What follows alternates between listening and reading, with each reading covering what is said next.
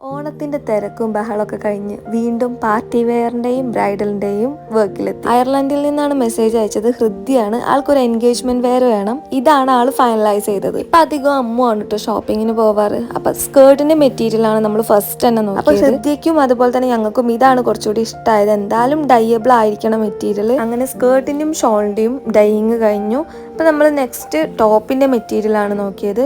Golden ആയിരുന്നു ആൾക്ക് വേണ്ടത്. ഗോൾഡൻ കോമൺ ആയതുകൊണ്ട് അത് സുലഭമായി കിട്ടുമെന്ന് വിചാരിച്ചു. പക്ഷെ അങ്ങനെയല്ല കേട്ടോ, കുറച്ച് പണി ഉണ്ടായിരുന്നു ഗോൾഡൻ കിട്ടാൻ വേണ്ടിയിട്ട്. അങ്ങനെ ടോപ്പിന്റെ മെറ്റീരിയലും കിട്ടി. അത് കഴിഞ്ഞ് നമ്മൾ പിന്നെ ചാർട്ടൊക്കെ ഒന്ന് സെറ്റ് ചെയ്ത് കൊടുക്കും. പിന്നെ ഫൈനലി മെറ്റീരിയൽസിന്റെ കംപ്ലീറ്റ് ഫോട്ടോസും കാര്യങ്ങളും അയച്ചു കൊടുക്കും. ആൾ ആദ്യം ഒരു ബഡ്ജറ്റ് പറഞ്ഞതുകൊണ്ട് നമ്മൾ അതിനനുസരിച്ചിട്ടാണ് വർക്കൊക്കെ ചെയ്തു കൊടുത്തത്.